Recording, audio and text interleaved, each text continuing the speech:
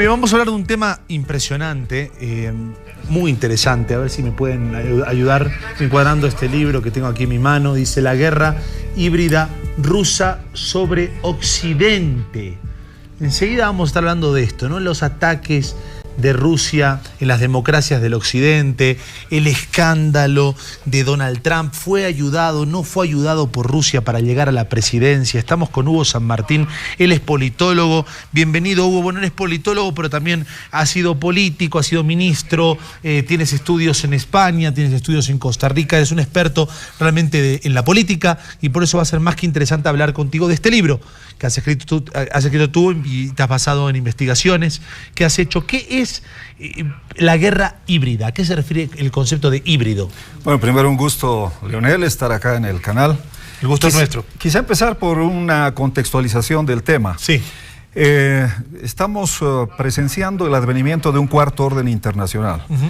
El primer orden internacional se desarrolla antes de la Segunda Guerra Mundial.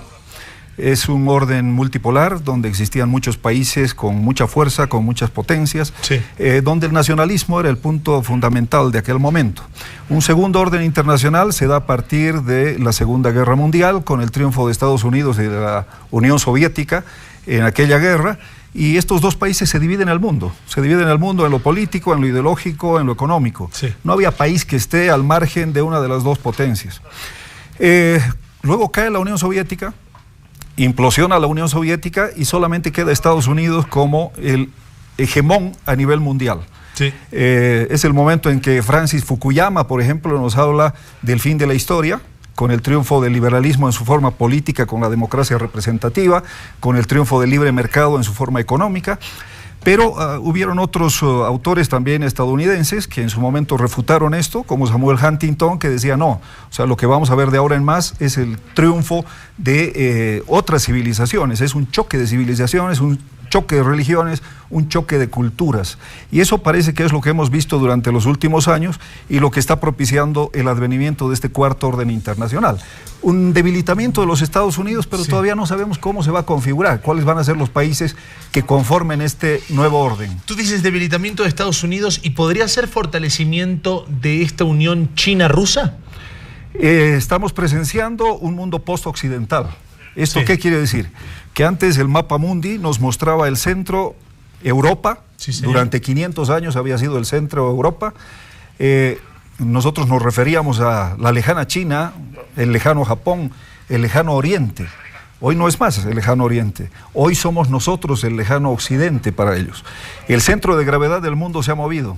El centro de gravedad del mundo está muy lejos de nosotros, está muy lejos de Occidente y está en China, Asia, Pacífico, en ese conjunto de países donde está Singapur, Malasia y otros países que conforman el estrecho de Malaca, por ejemplo, que es por donde transita el mayor comercio a nivel mundial, 2/3 partes de la población viven ahí, y donde los conflictos políticos, militares y económicos en lo venidero es donde se van a desarrollar.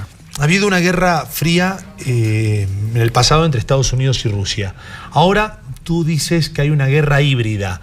Hay métodos no convencionales de atacar, como por ejemplo los métodos cibernéticos, como por ejemplo las noticias falsas o el fake news, como se conoce popularmente. ¿Qué está haciendo y por qué está haciendo Rusia esto? A ver, China-Rusia pretenden el cambio de este orden mundial. China lo hace de una manera más paulatina, lo hace de una forma comercial. En cambio, Rusia lo hace de una manera mucho más impulsiva, mucho más revolucionaria, mucho más transformadora. China tiene una espera de largos años, su propia cultura los hace así. Ellos pueden esperar todavía décadas para asumir este rol protagónico. Rusia, en cambio, no.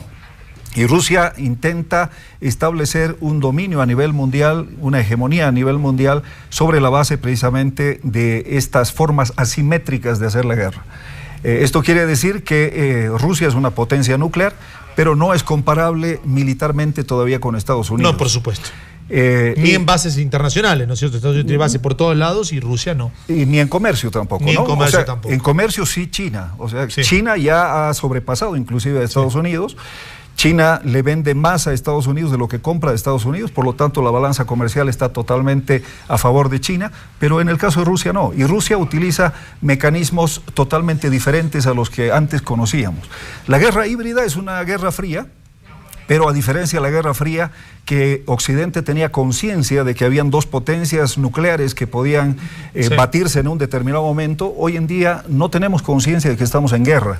Claro. Y estamos en guerra precisamente a través de lo que dices tú, a través de los fake news, a través de redes sociales, de trolls, de bots, que de repente interfieren en las democracias a nivel occidental. No, y el tema de Rusia y Estados Unidos y la elección de Donald Trump tiene unos detalles que son de verdad muy curiosos. Por ejemplo, Trump construyendo o haciéndose aprobar proyectos edilicios en Moscú, ¿no? Como una torre Trump, y en medio de esas aprobaciones edilicias, su campaña presidencial, que al parecer goza de ciertos privilegios rusos, se descubren cadenas de correos electrónicos entre el jefe de campaña de Donald Trump y el gobierno ruso, salta un escándalo mundial.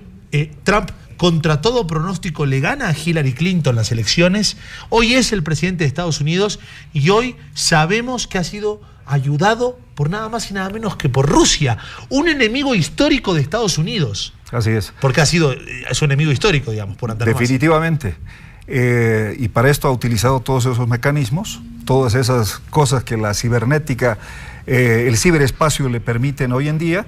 Y a través de eso no solamente ha interferido en la democracia de los Estados Unidos, ha interferido en el referéndum de Italia contra Matteo Renzi, ha interferido en los correos electrónicos también a nivel de lo que es Alemania, el gobierno alemán, el parlamento alemán. Los catalanes también, ¿no? Ha influido en las elecciones del referéndum catalán, ha influido también de una manera determinante económicamente con el partido de Marine Le Pen en Francia. En fin, es una serie de elementos que configuran que Rusia está detrás de erosionar de manera disruptiva las democracias a nivel de Occidente. Ya, ahora, pero ¿para qué quiere eso? Porque yo te entiendo y te creo que quiere erosionar, porque indudablemente la influencia de Rusia, bueno, creo que es indudable, y aparte ya se logró investigar, ¿no es cierto? Hablamos de lo que tú dices. Han salido a la luz correos electrónicos, etcétera. Bueno, pero ¿para qué? ¿Qué quiere? ¿Tener pisada en el comercio de estos países? ¿Poder manejar la política global y de eso de alguna forma va a permitir que manejen mejor su comercio, que crezcan económicamente? ¿Qué quieren realmente?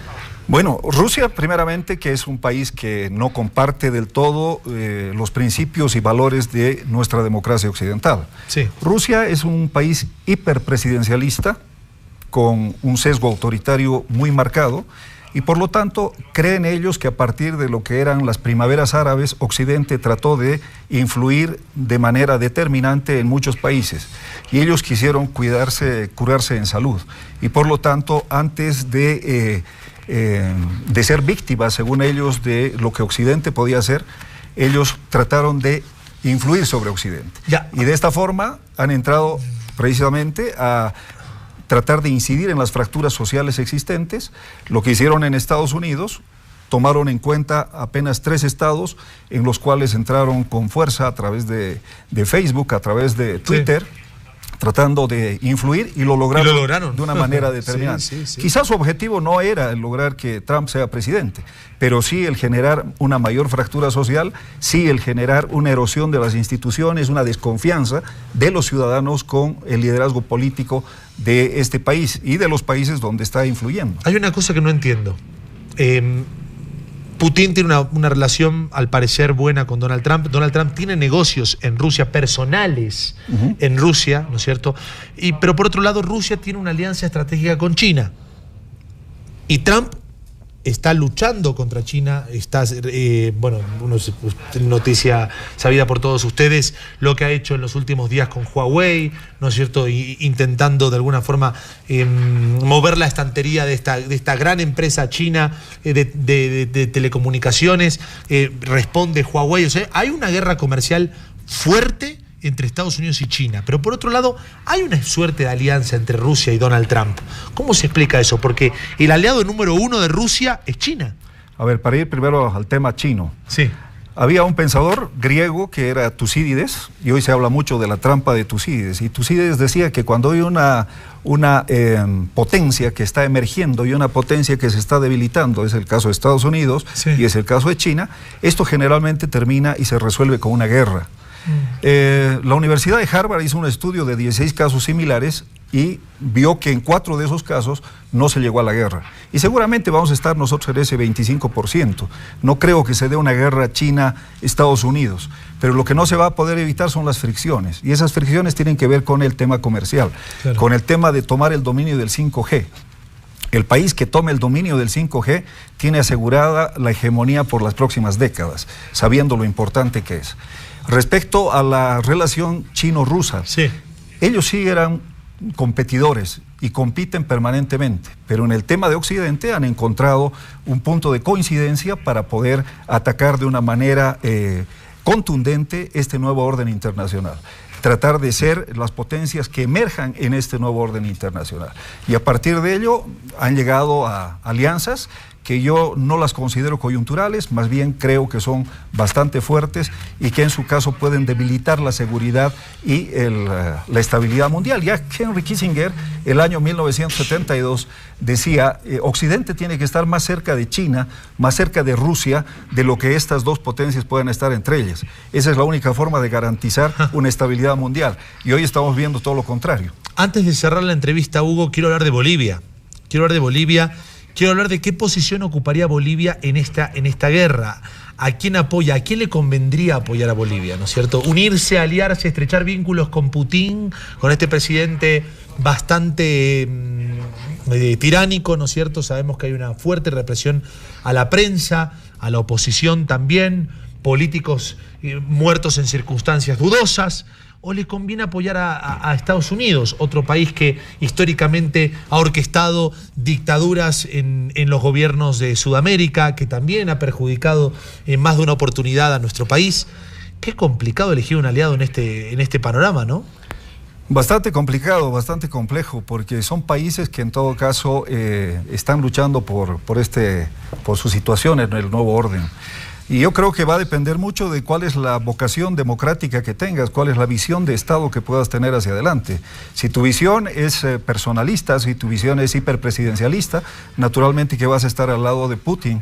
Si tu visión es, por el contrario, la defensa de un Estado de Derecho, la defensa de valores y principios democráticos, el pensar que la democracia no es una obra de un hombre, sino es una obra de leyes, fundamentalmente es el respeto de leyes y no el respeto a un hombre, creo que vas a estar del lado de la democracia occidental, de valores y principios que son compartidos por Occidente, de respetar la Constitución, de respetar eso que en muchos casos no lo hacemos. Pero Hugo, ¿le ha funcionado a Bolivia estar del lado de Estados Unidos históricamente? Para mí me parece que no le funcionó muy bien. No estoy hablando de estar del lado de Estados Unidos, necesariamente. Estoy hablando de estar del lado de la Constitución, de estar del lado de reglas del juego, de respetar principios y valores democráticos que en todo caso Rusia y otros países que intentan tomar en este momento el nuevo orden no lo hacen. Y son precisamente países que como Irán, que como Turquía, tienen un fuerte sesgo presidencial, un fuerte sesgo autoritario. Acá está el libro. ¿Dónde lo podemos conseguir, Hugo? Por Amazon, y también está en las principales librerías de la ciudad de La Paz. Me parece que está buenísimo, lo tienen que ir a comprar. Aquí está el libro que ha escrito Hugo. Para cerrar la entrevista, recuerden, Hugo es político, es politólogo, tiene estudios en muchos países del mundo. Te agradecemos mucho tu presencia. No, eres una persona muy interesante. Gracias por haber venido. Gracias a ustedes. Gracias. Berta, estoy contigo.